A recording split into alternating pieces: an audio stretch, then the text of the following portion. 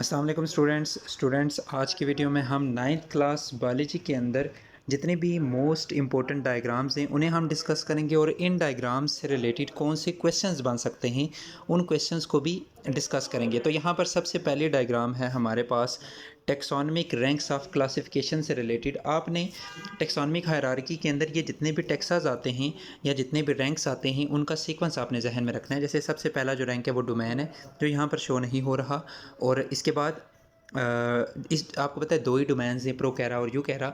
इसके बाद 5 किंगडम्स और हर एक किंगडम के अंदर डिफरेंट फाइलम्स होते हैं। फाइलम के बाद नेक्स्ट जो टेक्सा है वो है क्लास। हो सकता है पेपर के अंदर आपको पहले 3 टेक्सास या पहले 3 रैंक्स बताए गए हों और आखिरी 3 बताए गए हों और आपसे ये पूछें कि इनके दरमियान वाले 2 रैंक्स कौन से हैं और उनकी तरतीब कौन सी है।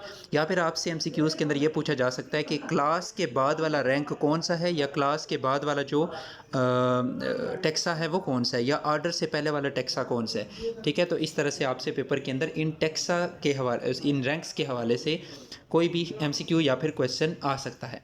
अच्छा, इसके बाद नेक्स्ट है एनिमल सेल। इस एनिमल सेल को आपने इस तरह से पूरा जहन में नहीं रखना।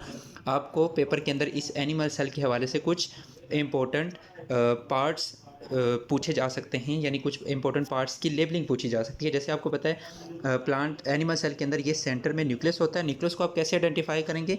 न्यूक्लियस के अंदर ये छोटे छोटे पोर्स होते हैं जो आपको नज़र आ रहे हैं, जिन्हें न्यूक्लियोपोर्स कहते हैं, और सेंटर में मौजूद होता है एक डार्क स्पॉट जिसे न्यूक्लियोलस कहते हैं। ठीक है, ये बात आपने जहन में रखनी है। एक तो न्यूक्लियस होता है ना, न्यूक्लियस के अंदर भी एक डार्क स्पॉट मौजूद होता है, उस डार्क स्पॉट को हम कहते हैं न्यूक्लियोलस।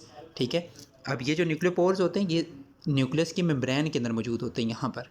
ठीक है, अच्छा, तो न्यूक्लियोलस, न्यूक्लियस, और इसके साथ साथ न्यूक्लियस की मेम्ब्रेन के साथ ही शुरू होता है एंडोप्लाज्मिक रेटिकुलम। ये देखें, ये एंडोप्लाज्मिक रेटिकुलम ये न्यूक्लियस की मेम्ब्रेन के साथ ही शुरू हो रहा है।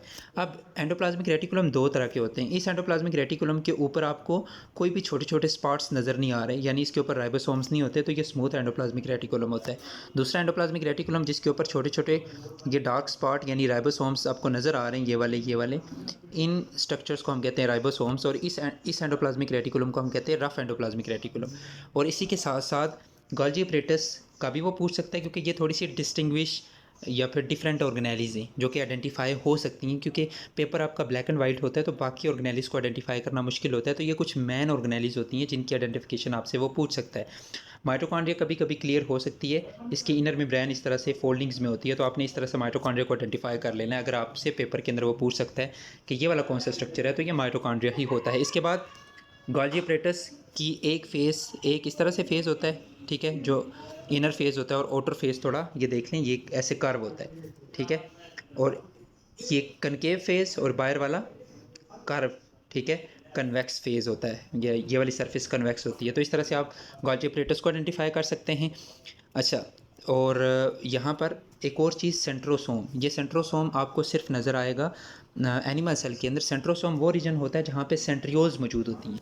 ये सेंट्रियोज 2 ऑर्गेनेलीज होती हैं जो एक दूसरे के राइट एंगल पर मौजूद होती हैं इस तरह से, और जिस रीजन के अंदर ये मौजूद होती हैं उस रीजन को सेंट्रोसोम कहते हैं। Centrosome, Golgi apparatus, rough endoplasmic reticulum, nucleolus, nucleus, इसके अलावा स्मूथ एंडोप्लाज्मिक रेटिकुलम। ठीक है, ये कुछ स्ट्रक्चर्स हैं जिनकी लेबलिंग आपने जहन में रखनी है एनिमल सेल के हवाले से। ठीक है, तो एनिमल सेल के अंदर न्यूक्लियस सेंटर में होता है, एनिमल सेल के अंदर सेंट्रोसोम मौजूद होता है, और एनिमल सेल के अंदर छोटे छोटे वैक्यूल्स मौजूद होते हैं, और एनिमल सेल के अंदर सेल मेम्ब्रेन के बाहर सेल वॉल मौजूद नहीं होती। ठीक है, इसके बाद नेक्स्ट हम देखते हैं प्लांट सेल को। तो प्लांट सेल के अंदर अगर आपसे वो पूछता है कि ये सेल मेम्ब्रेन है, इसके बाहर वाली ये वाली लेयर कौन सी है, तो ये सेल वॉल है। ठीक है, अच्छा, अब एक और मेन चीज़ कि प्लांट सेल के अंदर न्यूक्लियस साइड पे होता है थोड़ा सा, जैसे ये देखें न्यूक्लियस साइड पे है, और इस न्यूक्लियस के अंदर ये है न्यूक्लियोलस, ब्लैक स्पॉट, और इस न्यूक्लियस के बाहर आपको यहाँ पर नज़र आ रहे हैं रफ और स्मूथ एंडोप्लाज्मिक रेटिकुलम। पेपर के अंदर आपको पिक्चर क्लियरली नज़र आएगी। अगर वो क्लियर नहीं होगी तो मतलब वो आपको पेपर में देगा ही नहीं, तो वो आपको क्लियर ही डायग्राम पेपर के अंदर देगा, यानी कोई ऐसी ऑर्गेनेली आपको पेपर के अंदर देगा जो कि क्लियरली नज़र आ रही हो। ठीक है, तो आपने उसमें परेशान नहीं होना। तो जैसे आप देखेंगे है माइटोकॉन्ड्रिया, इसमें दोनों मेम्ब्रेन्स क्लियरली नज़र आ रही हैं। इनर वाली मेम्ब्रेन ऐसे फोल्डिंग्स में मौजूद है, ठीक है, और आउटर मेम्ब्रेन थोड़ी स्मूथ है। तो ये है माइटोकॉन्ड्रिया, इसकी आइडेंटिफिकेशन पूछ सकता है। और एक और प्लांट सेल के अंदर एक लार्ज वैक्यूल मौजूद होता है, ठीक है, जो कि थोड़ा सा सेंटर में करके मौजूद होता है। ये लार्ज वैक्यूल, ये भी प्लांट सेल का एक डिस्टिंग्विश करैक्टर है। इसके बाद गोल्जी वेसिकल या गोल्जी अपरेटस का वो पूछ सकता है, ठीक है। और एक और चीज़, एक और अहम ऑर्गेनेली जो कि प्लांट सेल को एनिमल सेल से डिफ्रेंशिएट करती है, वो होती है क्लोरोप्लास्ट। अगर आपसे वो पेपर में ऐसा क्वेश्चन पूछ सकता है कि एक ऐसी ऑर्गेनेली जिसकी मदद से प्लांट अपनी फूड जो है वो प्रिपेयर करते हैं, आप इन सब पार्ट में से हो सकता है कि 2-3-4 ऑर्गेनेलीज़ को उन्होंने लेबल किया और उन्होंने ये बोला हो कि इनमें से कोई एक ऐसी ऑर्गेनेली को आइडेंटिफाई करें जो कि प्लांट्स के अंदर फूड को बनाने में मदद देती है या प्लांट्स के अंदर फोटोसिंथेसिस में इन्वॉल्व होती है, तो वो होती है क्लोरोप्लास्ट। और वो ऑर्गेनेली जो इन्वॉल्व होती है सेलुलर रिस्पिरेशन में, वो होती है माइटोकॉन्ड्रिया, ठीक है।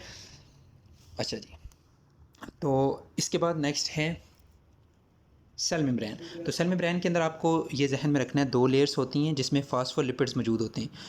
फास्फोलिपिड्स के अंदर एक हेड पार्ट होता है और 2 टेल्स होती हैं।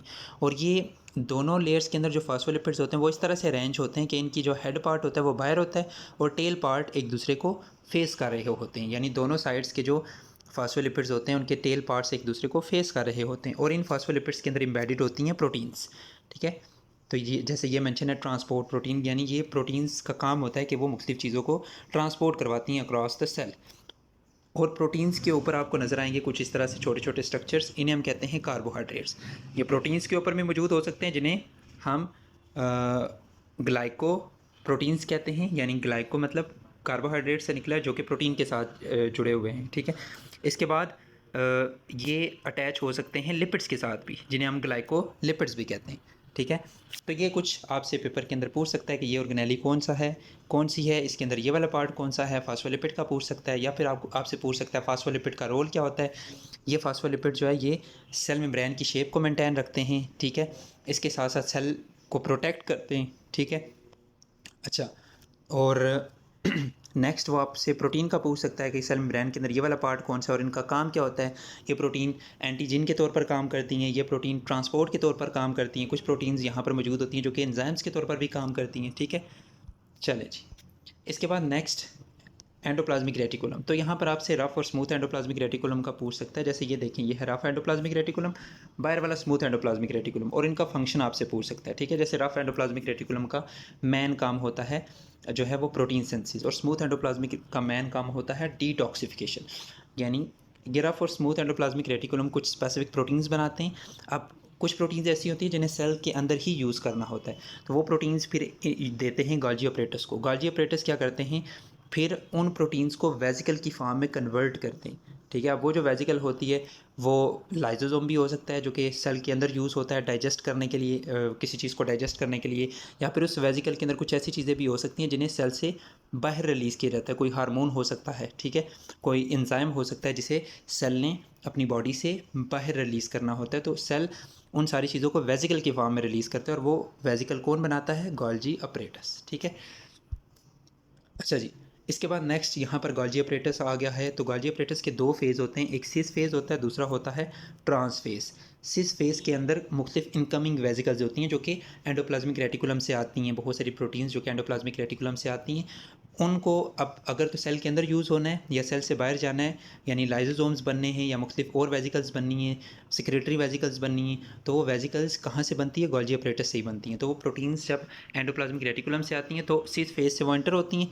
फिर अच्छा, एक और चीज़, ये जो छोटे छोटे स्ट्रक्चर्स आपको नज़र आ रहे हैं ना, इन स्ट्रक्चर्स को हम कहते हैं सिस्टर्नी। ये एमसीक्यूज़ के हवाले से इंपॉर्टेंट है, ठीक है। जिस तरह से पीछे आगे बल्कि हम पढ़ेंगे जाके उसके अंदर माइटोकॉन्ड्रिया के अंदर क्रिस्टा, ठीक है। तो इस तरह से यहाँ पे ये मौजूद होते हैं ये स्ट्रक्चर्स, जिन्हें हम कहते हैं सिस्टर्नी। इस पूरे एक मेम्ब्रेन वाले इस स्ट्रक्चर को हम कहते हैं सिस्टर्नी। अच्छा, इसके बाद ये वेसिकल जब यहाँ से इंटर होती हैं, फिर आगे जाकर वो वेसिकल जब मेच्योर होती हैं तो उनको हम फिर मेच्योर वेसिकल्स कहते हैं। वो सेक्रेटरी भी हो सकती हैं, वो बॉडी के वो लाइजोसोम्स भी हो सकते हैं जो कि सेल के अंदर ही यूज़ होते हैं। अच्छा जी, इसके बाद नेक्स्ट है, यहाँ पर आप देख सकते हैं लाइजोसोम्स, और आपको पता है लाइजोसोम्स कहाँ से बनते हैं, गोल्जी अपरेटस से ही बनते हैं।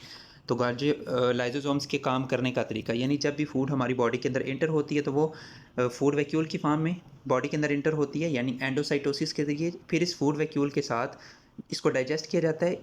इसको डाइजेस्ट कैसे किया जाता है, इसके साथ जुड़ते हैं लाइजोसोम्स, ठीक है। जब इसके साथ लाइजोसोम्स जुड़ जाते हैं तो ये बन जाता है सेकेंडरी फूड वैक्यूल। पहले ये प्राइमरी फूड वैक्यूल होता है, फिर ये सेकेंडरी फूड वैक्यूल होता है, यानी जब इसके अंदर लाइजोसोम्स अपने एंजाइम रिलीज़ करते हैं तो फिर इसकी होती है डाइजेशन होने के बाद जो यूज़फुल चीज़ें होती हैं वो जो यूज़फुल चीज़ें होती हैं वो सेल इस्तेमाल कर लेता है, जबकि जो वेस्ट होता है उसे एक्सोसाइटोसिस के ज़रिए बाहर रिलीज़ कर दिया जाता है। अच्छा, इसके साथ साथ यहाँ पर एक और बात कर रहा है कि बाज़ दफ़ा ये लाइसोसोम्स यूज़ होते हैं डिफरेंट डैमेज्ड ऑर्गेनेली को खाने के लिए। ना सिर्फ फूड्स को, जो फूड हम खाते हैं सेल के अंदर जब जाती है तो उसे डाइजेस्ट करने में मदद देते हैं, बल्कि इसके साथ साथ कुछ ऑर्गेनेलीज ऐसी होती हैं जो बाज़ का तो वो अपना काम करना छोड़ देती हैं। जैसे हम एक्सरसाइज करते हैं बहुत, तो हमारे सेल के अंदर माइटोकॉन्ड्रिया बढ़ जाते हैं। अब एक्स्ट्रा माइटोकॉन्ड्रिया को कैसे ख़त्म किया जाता है? लाइसोसोम्स की मदद से। ठीक है, इस प्रोसेस को हम ऑटोफैगी कहते हैं। ठीक है, इस प्रोसेस को ऑटोफैगी कहते हैं। तो ये भी शार्ट क्वेश्चन के हवाले से आपने जहन में रखना है। अच्छा जी, इसके बाद नेक्स्ट है माइटोकॉन्ड्रिया। तो माइटोकॉन्ड्रिया के अंदर तो यहाँ पर देखें ये क्रिस्टा, इनर मेम्ब्रेन ऐसे फोल्डिंग में मौजूद होती है और हर एक फोल्डिंग को हम कहते हैं क्रिस्टा, क्रिस्टा या क्रिस्टा। तो पीछे जो हमने पढ़ा था गॉल्जी प्लेटस के अंदर सिस्टर्नी, वो आपने जहन में रखना है, इसको हम क्रिस्टाए या क्रिस्टा कहते हैं। अच्छा, ये outer membrane smooth, inner membrane folding में मौजूद होती है जिन्हें क्रिस्टा कहते हैं। और माइटोकॉन्ड्रिया के अंदर अपना डीएनए होता है, ये अंदर जो मैट्रिक्स होता है इसे माइटोकॉन्ड्रियल मैट्रिक्स कहते हैं, और इसके अंदर अपने राइबोसोम्स भी मौजूद होते हैं। ठीक है। अच्छा, एक और चीज़, माइटोकॉन्ड्रिया के अंदर कौन सा प्रोसेस होता है? Cellular respiration. सेलुलर रिस्पिरेशन के जो अगले दो स्टेप्स होते हैं ना, क्रेब्स साइकिल और electron transport chain. Electron transport chain होता है इनर माइटोकॉन्ड्रियल मेम्ब्रेन के अंदर। ये जो मेम्ब्रेन है ना, इस मेम्ब्रेन के अंदर ETC होता है, जबकि ये जो अंदर फ्लूइड है ना माइटोकॉन्ड्रियल मैट्रिक्स, इसके अंदर होता है क्रेब्स साइकिल। ठीक है, तो ये बात आपने जहन में रखनी है। इसके बाद नेक्स्ट है स्ट्रक्चर ऑफ क्लोरोप्लास्ट। तो क्लोरोप्लास्ट का स्ट्रक्चर, इसके अंदर भी आपसे क्वेश्चन पूछा जा सकता है। इसकी भी दो मेम्ब्रेन्स होती हैं, आउटर और इनर, लेकिन यहाँ पे दोनों मेम्ब्रेन्स स्मूथ होती हैं। एक मेन चीज़ यहाँ पर जो अंदर वाली साइड होती है वहाँ पे क्वाइन की तरह के स्ट्रक्चर्स मौजूद होते हैं। इन क्वाइन की तरह के स्ट्रक्चर्स को हम कहते हैं थाइलाकोइड। और एक जो स्टॉक होता है ना पूरा इन थाइलाकोइड्स का, ये पूरा स्टॉक, इस पूरे स्टॉक को बोला जाता है ग्रैनम या ग्रैना। ठीक है, और इस ग्रैनम या ग्रैना के अंदर मौजूद होते हैं, या इन थाइलाकोइड्स मेम्ब्रेन के अंदर, इस थाइलाकोइड की जो मेम्ब्रेन्स होती हैं यहाँ पे मौजूद होते हैं पिगमेंट्स जो कि फोटोसिंथेसिस में इन्वॉल्व होते हैं। और इसकी सराउंडिंग में ये जो फ्लूइड होता है इस फ्लूइड को बोला जाता है स्ट्रोमा। ठीक है, तो ये लेबलिंग आपसे पूछ सकता है कि ये फ्लूइड कौन सा है, ये पूरा स्ट्रक्चर कौन सा है ग्रैना, ये एक स्ट्रक्चर कौन सा है थाइलाकोइड। ठीक है, चलें जी। और इस थाइलाकोइड के अंदर ये ल्यूमन अब क्या है? तो ये जो थाइलाकोइड होता है ना, इस थाइलाकोइड के अंदर की जो स्पेस होती है ना, इसको हम कहते हैं ल्यूमन। ये थाइलाकोइड मेम्ब्रेन और ये इसका अंदरूनी ल्यूमन। चले जी, इसके बाद नेक्स्ट हम चलते हैं कुछ साइटोस्केलेटन के अंदर मौजूद प्रोटीन्स के अंदर। तो ये जो साइटोस्केलेटन है ये बेसिकली कुछ प्रोटीन्स होती हैं जो कि हमारे सेल्स को सपोर्ट करती हैं। इसमें माइक्रोट्यूब्यूल्स, माइक्रोफिलामेंट्स और इंटरमीडिएट फिलामेंट्स। अच्छा, इंटरमीडिएट फिलामेंट्स का जो साइज़ होता है वो इन बिटवीन होता है माइक्रोट्यूब्यूल्स और माइक्रोफिलामेंट्स की। जो माइक्रोट्यूब्यूल्स होती हैं इनको आप कैसे आइडेंटिफाई कर सकते हैं? इनके अंदर इस तरह से एक लार्ज ओपनिंग होती है। ठीक है, और ये छोटे छोटे एक्टिन प्रोटीन से मिलकर बनी हुई होती हैं। ये देखिए छोटे छोटे डॉट्स जो हैं ये एक्टिन प्रोटीन के, तो सॉरी एक्टिन कह रहा हूँ, ट्यूबुलन प्रोटीन के। तो ट्यूबुलन प्रोटीन के ये छोटे छोटे डॉट्स होते हैं, उनसे ये मिलकर बनी होती है माइक्रोट्यूब्यूल्स। ट्यूब्यूल से ध्यान में रखें ये ट्यूबुलन है, जबकि माइक्रोफिलामेंट्स जो है ना इसके अंदर इस तरह से ल्यूमन मौजूद नहीं होता। ठीक है, ये इस तरह से डीएनए के स्ट्रक्चर की तरह होती हैं और इनके अंदर मौजूद होती है एक्टिन प्रोटीन। इस तरह से छोटे छोटे एक्टिन प्रोटीन्स के जो क्या आप कह सकते हैं, एक्टिन प्रोटीन्स के ये जो छोटे छोटे स्ट्रक्चर्स हैं वो मौजूद होते हैं माइक्रोफिलामेंट्स के अंदर। जबकि जो इंटरमीडिएट फिलामेंट्स हैं उनका साइज़ होता है in between microtubules and microfilaments. और इन ये जो इंटरमीडिएट फिलामेंट्स हैं इनके अंदर इस तरह से छोटी छोटी ट्यूबुलन या एक्टिन प्रोटीन्स की तरह आपको नज़र नहीं आ रहा है, ये बड़े बड़े इस तरह से फिलामेंट टाइप हैं। ठीक है, और इनके अंदर भी आपको सेंटर में छोटा सा ल्यूमन नज़र आ रहा है। तो ये पेपर के अंदर आपसे इनको इस तरह से देख लें कि पेपर के अंदर आप इनको आइडेंटिफाई अच्छे से कर सकें कि इनमें से माइक्रोट्यूब्यूल कौन सा है, ये माइक्रोफिलामेंट कौन सा है, माइक्रोट्यूब्यूल कौन सा है और इंटरमीडिएट फिलामेंट कौन सा है। ठीक है, तो इनकी आइडेंटिफिकेशन जस्ट आपसे पेपर में पूछी जा सकती है। अच्छा जी, इसके बाद नेक्स्ट है न्यूरॉन। तो न्यूरॉन के अंदर आपको पता है ये सेल बॉडी होती है और ये सेंटर में न्यूक्लियस है, और सेल बॉडी के बाहर ये छोटे छोटे जो फिलामेंट्स होते हैं उन्हें हम डेंड्राइट्स कहते हैं, जबकि जो बड़ा फिलामेंट होता है सेल बॉडी से निकल रहा होता है उसे हम एक्सॉन कहते हैं। इन सब की में से किसी ना किसी की लेबलिंग आपसे वो पूछ सकता है। अच्छा, इसके बाद सेल साइकिल। तो सेल साइकिल का सीक्वेंस आपने जहन में रखना है। तो सबसे पहले G1 फेज़, जिसमें सेल अपने आप को प्रिपेयर करता है किसके लिए?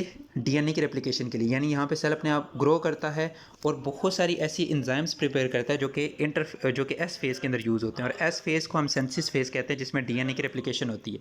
जब डीएनए डुप्लिकेट हो जाता है, डीएनए रेप्लिकेट हो जाता है, उसके बाद सेल दोबारा से ग्रो करता है। यानी G2 फेज़ के अंदर भी सेल ग्रो करता है ताकि सेल क्या कर सके, सेल अपने आप को फर्दर आगे डिवाइड करवा सके, ठीक है, अपने आप को रेप्लिकेट करवा सके। पहले तो सेल अपने सारी चीज़ें बनवाता है, पहले यानी अपने डीएनए की कॉपी बनवाता है, ठीक है।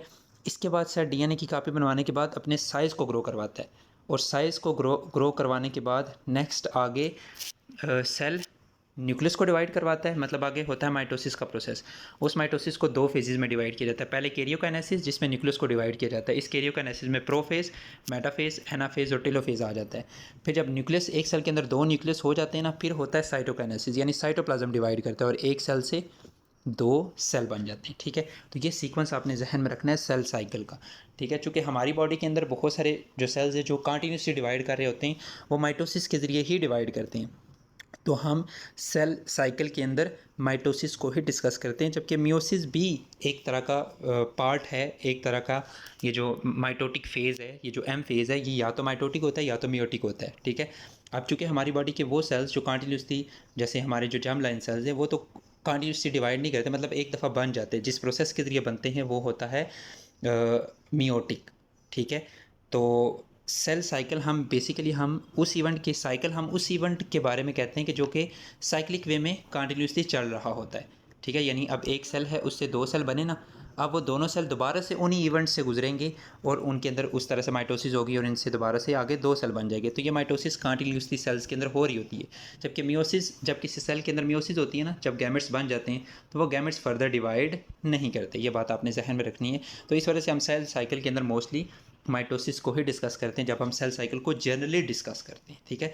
जब हम सेल साइकिल की डिटेल में जाते हैं तो फिर हम मियोसिस को भी डिस्कस करते हैं, क्योंकि हमारे जो गैमेट्स हैं ना, वो मियोसिस के ज़रिए बनते हैं, ठीक है। तो हमारे गैमेट्स का जो लाइफ साइकिल है ना, उसमें मियोसिस आती है, जबकि बॉडी के नॉर्मल जो सेल्स हैं उनके लाइफ साइकिल के अंदर माइटोसिस आती है, ठीक है।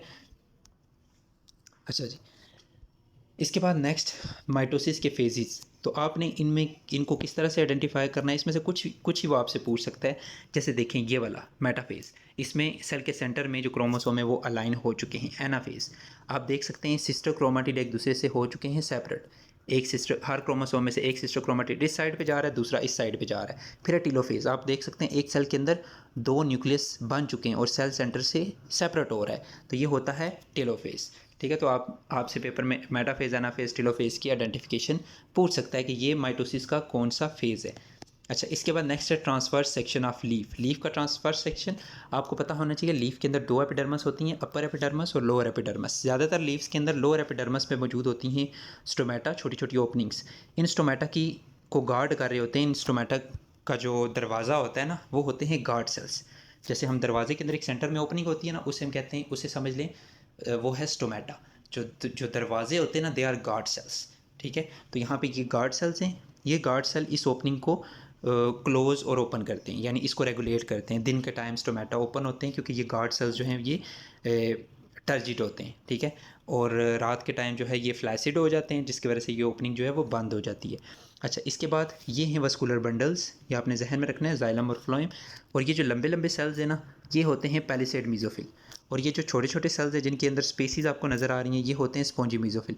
दोनों तरह के मीजोफिल सेल्स के अंदर फोटोसिंथेसिस का प्रोसेस होता है, दोनों के अंदर क्लोरोप्लास्ट मौजूद होती है, ठीक है। लेकिन फ़र्क सिर्फ ये होता है, पैलिसेड टाइटली पैक्ड होते हैं और स्पॉन्जी जो हैं ये इनके दरमियान स्पेसीज मौजूद होती हैं। और एक और चीज़, ये जो एपिडर्मल सेल्स होते हैं उनके अंदर क्लोरोप्लास्ट मौजूद नहीं होते। आपको नज़र आ रहे हैं क्लोरोप्लास्ट नहीं आ रहे ना, ये भी आपने जहन में रखना है, ठीक है। और ज़्यादातर अपर एपिडर्मस के अंदर मौजूद होती है क्यूटिकल। ये क्यूटिकल अपर एपिडर्मस के अंदर मौजूद होती है। लोअर एपिडर्मस आपने देखा होगा ज़्यादातर लीव्स की जो अपर वाली साइड होती है वो शाइनी होती है, वो इस वजह से क्योंकि अपर वाले लीव्स के अपर वाली एपिडर्मस के ऊपर मौजूद होती है क्यूटिकल, क्यूटन की बनी हुई एक लेयर होती है। अच्छा जी, इसके बाद नेक्स्ट ये कुछ बायो एलिमेंट्स की परसेंटेज है। जैसे हमारी बॉडी के अंदर ऑक्सीजन 65% होती है, कार्बन 18%, हाइड्रोजन 10%, नाइट्रोजन 3%, NCP, ठीक है। ये NCP का आपने जहन में रखना है, 3, 2, 1 NCP। Nitrogen 3%, next calcium 2% and phosphorus 1%, ठीक है। अच्छा, तो ये परसेंटेज आपने जहन में रखनी है इन 6 मेजर बायो एलिमेंट्स की, ठीक है। ये हमारी बॉडी का तकरीबन 99% बनाते हैं, तो ये वाला ग्राफ आपने जहन में रखना है और इन सब बायो एलिमेंट्स की जो परसेंटेज है वो आपने जहन में रखनी है। अच्छा जी, इसके बाद नेक्स्ट जो डायग्राम है वो है डीएनए के स्ट्रक्चर के हवाले से। तो डीएनए के अंदर आपको पता है मौजूद होती हैं, डीएनए और आरएनए दोनों ही बने हुए होते हैं न्यूक्लियोटाइड से।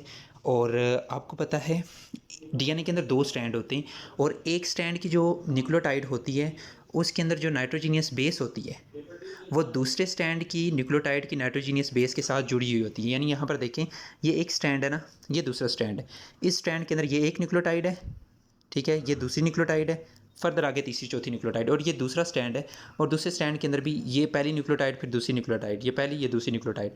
अब यहाँ की पहली न्यूक्लियोटाइड उधर की पहली न्यूक्लियोटाइड के साथ जुड़ी हुई होती है, ठीक है। यानी इसकी जो नाइट्रोजीनियस बेस है ना साइटोसिन, वो उसकी नाइट्रोजीनियस बेस गवानीन के साथ जुड़ी हुई होती है। तो यहाँ पे आपने जहन में रखना है कि डीएनए के अंदर एक स्ट्रैंड के अंदर मौजूद नाइट्रोजीनियस बेसिस दूसरे स्ट्रैंड की नाइट्रोजीनियस बेसिस के साथ जुड़ी हुई होती हैं। तो साइटोसिन और गवानीन एक दूसरे के साथ जुड़ी हुई होती हैं। एक स्ट्रैंड पे अगर साइटोसिन है तो उसके सामने वाले स्ट्रैंड पे गवानीन होती है और दोनों के दरमियान मौजूद होते हैं 3 बॉन्ड। और अगर एक स्ट्रैंड पे एडानिन है तो दूसरे स्ट्रैंड पे सामने वाली साइड पे थायमिन मौजूद होता है और थायमिन और एडानिन के दरमियान 2 हाइड्रोजन बॉन्ड मौजूद होते हैं, ठीक है। चलिए जी, अच्छा, इसके बाद नेक्स्ट जो है वो है mechanism of enzyme action, enzyme किस तरह से काम करते हैं।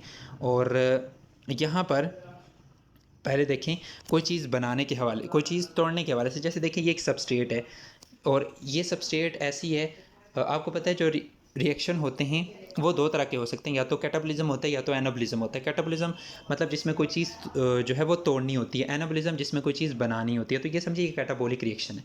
आपसे पूछ सकता है कि ये रिएक्शन हमने यहाँ पे मेंशन किया है एंजाइम ऐसे ये पूरा मैकेनिज़्म, और वो पूछ सकता है कि ये कैटाबॉलिक है या एनाबॉलिक है। तो देखिए दो चीज़ें, प्रोडक्ट्स, ये एक सबस्ट्रेट है और प्रोडक्ट देखें अलग अलग हैं, दो प्रोडक्ट बन रहे हैं, तो यानी ये कैटाबॉलिक रिएक्शन है, यानी इनमें कोई दो चीज़ें एक दूसरे से टूट रही हैं, ठीक है। जैसे आप मैं कहता हूँ ना प्रोटीन्स के अंदर अमाइनो एसिड मौजूद होते हैं, तो ये जैसे ये प्रोटीन है, इस प्रोटीन ने यहाँ आकर अटैच होना है और फिर जब ये प्रोटीन टूटती है ना इन अमाइनो एसिड्स में, तो इस प्रोसेस को हम कहते हैं कैटाबॉलिक रिएक्शन, ठीक है। अच्छा, इसके बाद देखें एनाबॉलिक रिएक्शन, जिसमें ये दो सबस्ट्रेट आके एक्टिव साइट के साथ जुड़ी हुई हैं। इस एंजाइम ने उन्हें एक स्पेसिफिक सूटेबल इन्वायरमेंट दिया है। अब ये दोनों सबस्ट्रेट एक दूसरे के साथ बॉन्ड के ज़रिए जुड़ गई हैं और इसके साथ आप देखें अब यहाँ से ये सबस्ट्रेट ये प्रोडक्ट रिमूव हो गई है, यानी वो प्रोडक्ट बन गया है, एनाबॉलिक रिएक्शन कंप्लीट हो गया है। तो यहाँ पर सीक्वेंस आपने जहन में रखना है, सबसे पहले substrate binds with active site, then enzyme substrate complex is formed, ES complex, फिर उसके बाद एंजाइम उसे सूटेबल इन्वायरमेंट देता है तो प्रोडक्ट बनती है, फिर कुछ देर के लिए एंजाइम प्रोडक्ट कॉम्प्लेक्स बनता है, फिर वो जो प्रोडक्ट होती हैं वो एक्टिव साइट से डिटैच हो जाती हैं, ठीक है। इसी तरह से यहाँ पे देखें, सबसे पहले सबस्ट्रेट अटैच होती हैं, फिर एंजाइम सबस्ट्रेट कम्प्लेक्स बनता है, फिर उसके बाद एंजाइम सबस्ट्रेट कम्प्लेक्स बनने के बाद यहाँ पर बन जाती है प्रोडक्ट, फिर कुछ देर के लिए एंजाइम प्रोडक्ट कॉम्प्लेक्स बनता है, फिर प्रोडक्ट जो है वो एक्टिव साइट से डिटैच हो जाती है और एंजाइम फ्री हो जाता है। एंजाइम के साथ दोबारा से फिर कोई ना कोई सबस्ट्रेट अटैच हो जाती है, ठीक है। मतलब इस तरह की दोबारा से सबस्ट्रेट अटैच होती है और दोबारा से वो रिएक्शन कंटिन्यू हो जाता है। अच्छा, इसके बाद नेक्स्ट देखिए, अब हमारी बॉडी के अंदर एंजाइम्स कंटिन्यूसली काम नहीं कर रहे होते तो उनको बाज़ दफ़ा रेगुलेट भी किया जाता है। अगर ज़रूरत से ज़्यादा एंजाइम बन जाए तो फिर उन्हें कुछ चीज़ों की मदद से रेगुलेट किया जाता है। अब दो तरह की इनहिबिशंस होती हैं, यानी दो तरीक़ों से एंजाइम इनहिबिशन का मतलब ये है कि एंजाइम के काम को रेगुलेट करना, उसे हम कहते हैं एंजाइम इनहिबिशन।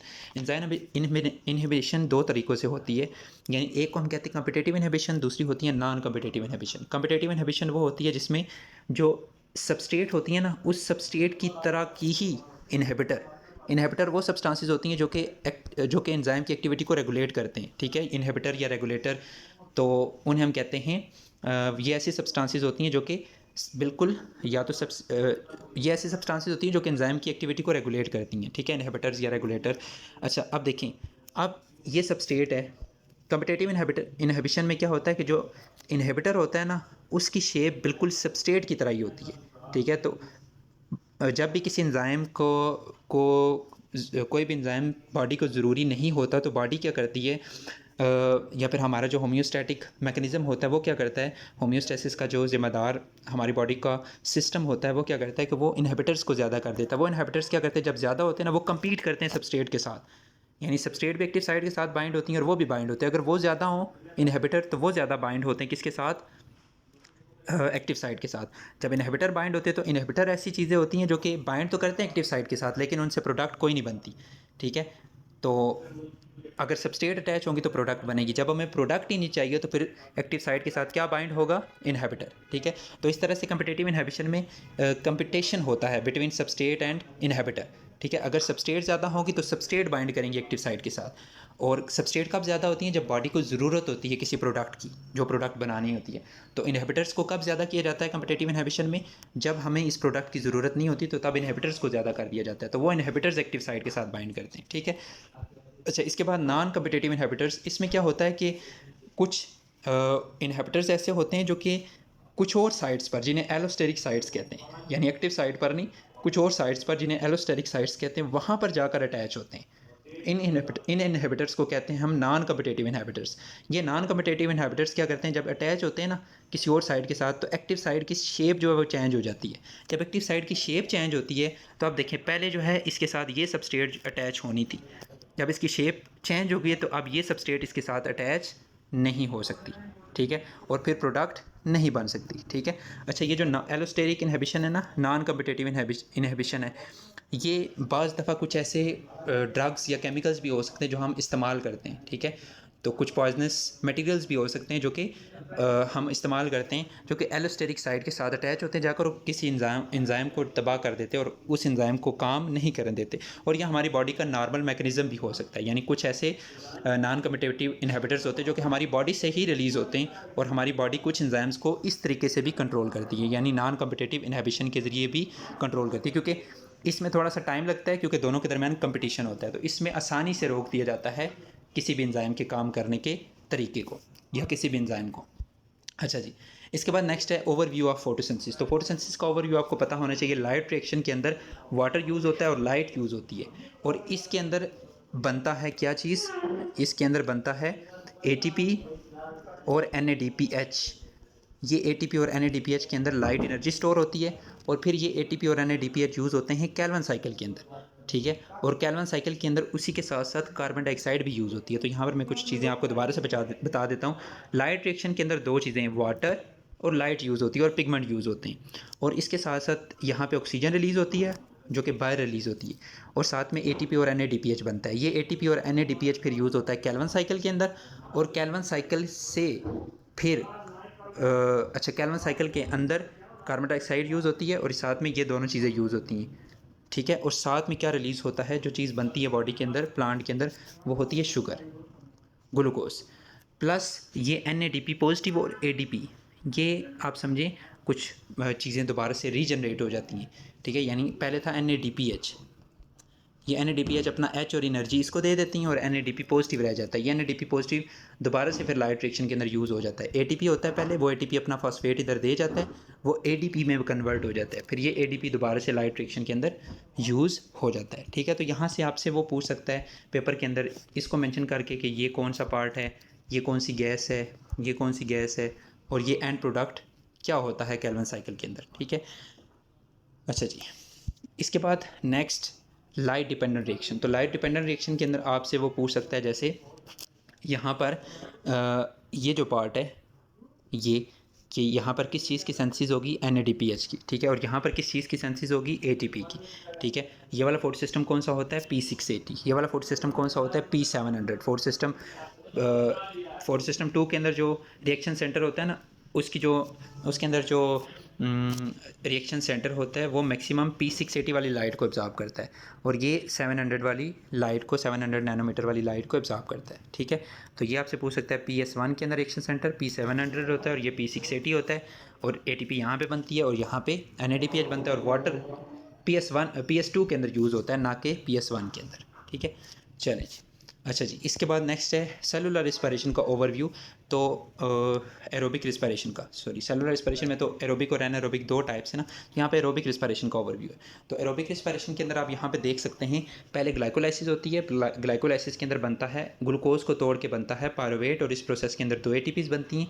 फिर ये जो पायरुवेट या पायरुविक एसिड होता है, इसे इंटर करवाया जाता है माइटोकॉन्ड्रिया के अंदर। पहले ये इंटर होता है क्रेब्स साइकिल के अंदर, और इस क्रेब्स साइकिल के अंदर कुछ और चीज़ें, मतलब इस पायरुविक एसिड में से इस पायरुविक एसिड में से कुछ एनर्जी निकाली जाती है FADH की फॉर्म में, NADH की फॉर्म में और ATP की फॉर्म में, और प्लस यहाँ पे कार्बन डाइऑक्साइड भी रिलीज़ होती है। ये आपने जहन में रखना है, क्रेब्स साइकिल के अंदर कार्बन डाइऑक्साइड रिलीज़ होती है। और अगर आपसे पेपर में पूछा जाता है कि ऑक्सीजन कहाँ पर यूज़ होती है, तो ऑक्सीजन यूज़ होती है इलेक्ट्रॉन ट्रांसपोर्ट चैन के अंदर, ठीक है। तो यानी ये जो FADH और NADH बनते हैं ना, इन FADH और NADH को फिर इलेक्ट्रॉन ट्रांसपोर्ट चैन के अंदर लाया जाता है, जहाँ से फर्दर फिर आगे इनको कन्वर्ट किया जाता है ATP में, ठीक है। प्लस इस प्रोसेस के अंदर वाटर भी रिलीज़ होता है, यानी ऑक्सीजन यूज़ होता है और वाटर रिलीज़ होता है, ठीक है।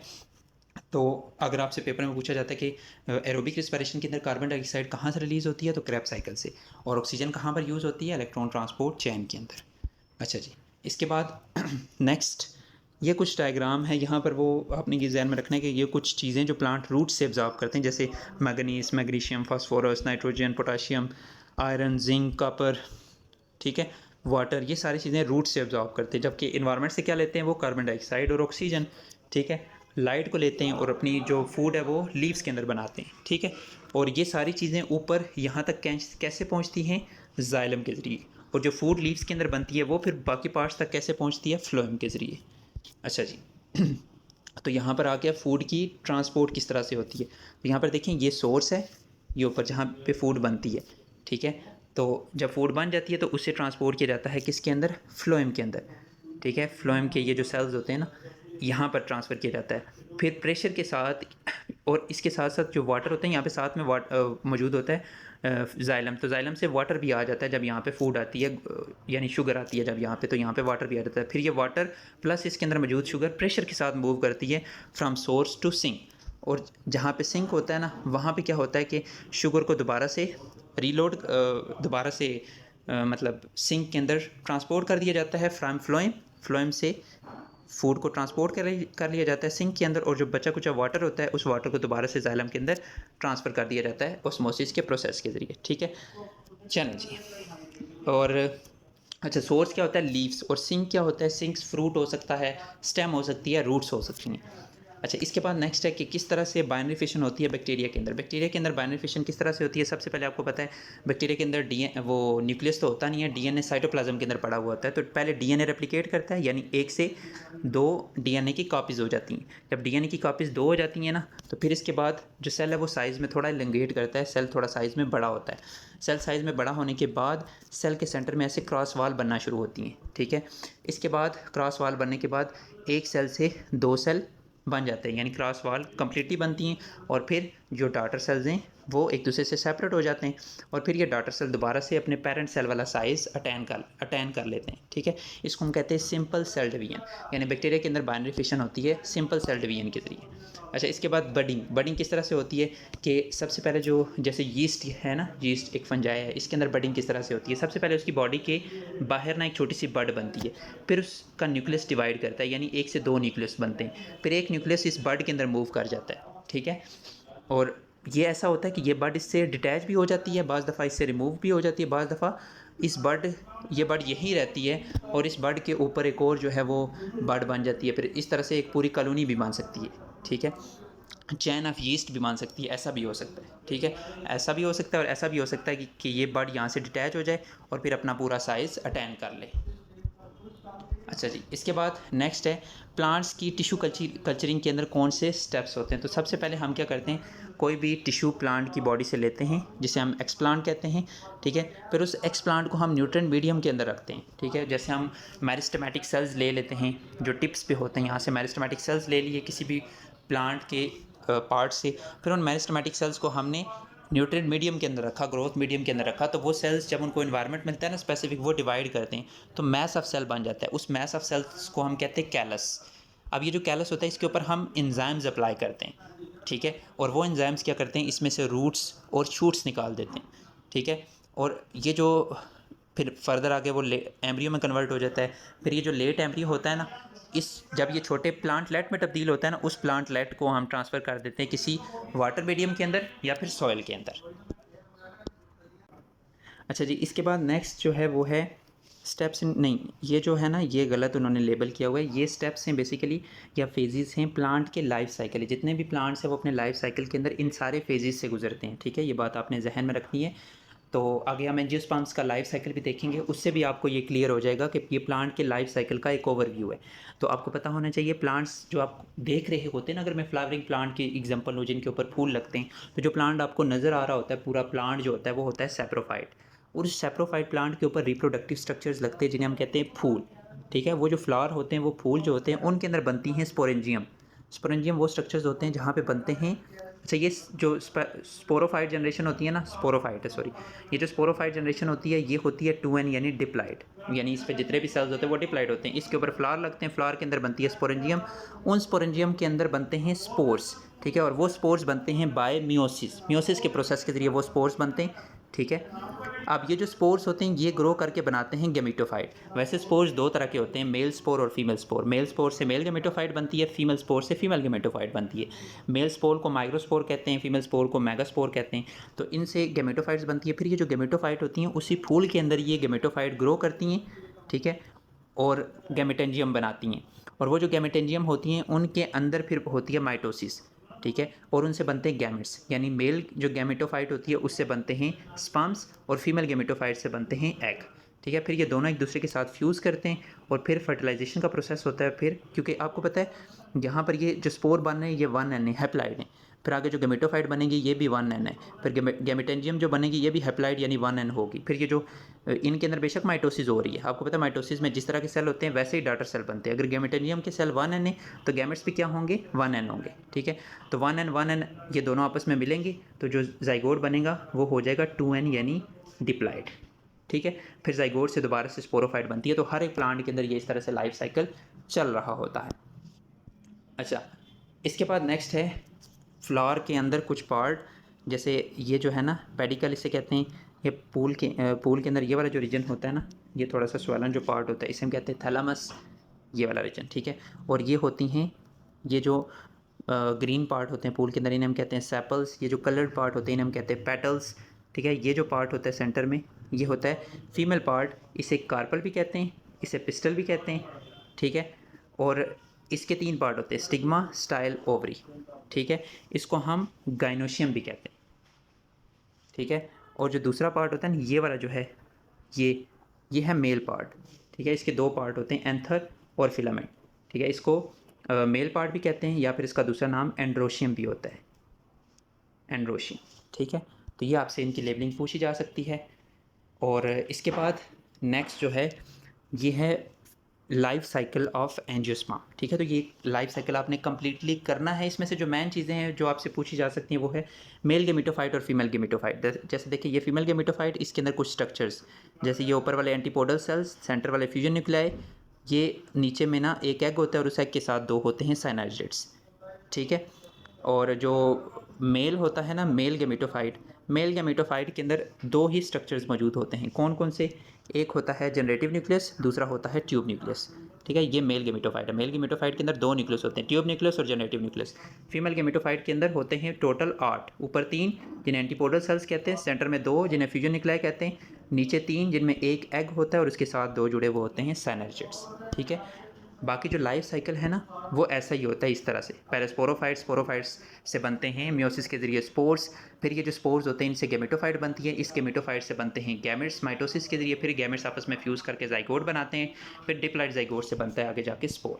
ठीक है, बाकी अगर आपको ये वाला लाइफ साइकिल समझ नहीं है तो मैं इस पर अलग से एक वीडियो बना दूंगा सिर्फ इस लाइफ साइकिल के ऊपर। ठीक है, तो ये मैंने खुद से नहीं बताया क्योंकि इसमें बहुत ज़्यादा टाइम लग जाएगा। अच्छा, इसके बाद नेक्स्ट है types of germination, epigeal germination और हाइपोजियल जर्मिनेशन। जैसे हाइपोजियल जर्मिनेशन होती है पी प्लांट के अंदर, एपीजियल जर्मिनेशन होती है बीन के अंदर। अब आपको पता है ये जो सीड होता है ना उसके अंदर मौजूद होते हैं उसके अंदर मौजूद होता है कॉटिलीडन्स। ठीक है, और उन कॉटिलीडन्स, वो कॉटिलीडन्स जुड़े हुए होते हैं किसके साथ, जैसे मैं आपको इस तरह से, ये एक सीड है ना, एक मिनट, सीड के अंदर ये समझें ये एम्ब्रियो है और ये इसके साथ 2 अटैच हैं कॉटिलीडन्स। ठीक है, अब ये है point of attachment of cotyledons.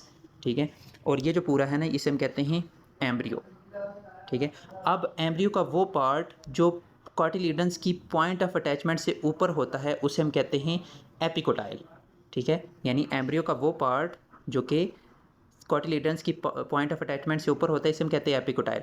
जो इसकी पॉइंट ऑफ अटैचमेंट से नीचे होता है ये सारा नीचे वाला हाइपोकोटाइल है, ऊपर वाला एपिकोटाइल है। बात ध्यान में समझ आ गई आपको। अब जो एपीजियल जर्मिनेशन होती है ना, एपीजियल जर्मिनेशन, उसमें हाइपोकोटाइल जब सीड को हम ज़मीन में फेंकते हैं तो ये वाला रीजन ग्रो करता है, यानी बाहर निकलता है, यानी नीचे वाला रीजन ग्रो करता है। आप खुद सोचें, जब नीचे वाला रीजन ग्रो करेगा तो कॉटिलीडन ज़मीन से बाहर चले जाते हैं। यानी एपीजियल जर्मिनेशन के अंदर ये आप देख सकते हैं कॉटिलीडन ज़मीन से बाहर आ जाते हैं, जैसे कि बीन्स के अंदर होता है। और हाइपोजियल जर्मिनेशन के अंदर इलोंगेट करता है एपिकोटाइल, यानी ये जो ऊपर वाला पार्ट है ना ये इलोंगेट करता है, ये ऐसे ऊपर मूव करता है और इससे पत्ते शत्ते निकलते हैं और कॉटिलीडन ज़मीन के अंदर ही रह जाते हैं। ठीक है, तो in hypogeal germination epicotyl elongates and cotyledons remain underground, while in epigeal germination hypocotyl elongates and cotyledons are pushed above the grounds. ठीक है, चलो जी, इसके बाद यहाँ पे स्ट्रक्चर ऑफ सीड के अंदर आपको पता होना चाहिए, यहाँ पर ये जो पार्ट है ये है कॉटिलीडन्स, और इस कॉटिलीडन के अंदर ये वाला जो रीजन है ना, ये छोटा सा रीजन, ये बेबी प्लांट है जिसको एम्ब्रियो भी कहते हैं। ठीक है, उसने इस सारे को एम्ब्रियो मेंशन किया, ये सारा एम्ब्रियो नहीं है, ये सारा सीड है। ठीक है, और इस सीड के अंदर ये वाला एम्ब्रियो, और इस एम्ब्रियो के अंदर आपको देखें यहाँ पे ये अटैच है, यहाँ से ये अटैच है कॉटिलीडन्स के साथ। ठीक है, या अगर सॉरी यहाँ से नहीं अटैच, यहाँ से अटैच, यहाँ से, ये इस जगह से। तो ये ऊपर वाला जो रीजन जो इससे बाहर वाला है वो है एपिकोटाइल, और नीचे वाला सारा रीजन जो है वो है हाइपोकोटाइल। ठीक है, ये डाइकॉट्स जिनके अंदर 2 कॉटिलीडन्स होते हैं, ये मोनोकॉट्स जिनके अंदर एक ही कॉटिलीडन्स ये आपको नज़र आ रहा है, और ये बाकी ये जो है ये एंडोस्पर्म, ये समझे फ्री स्पेस होती है। ठीक है, चलें,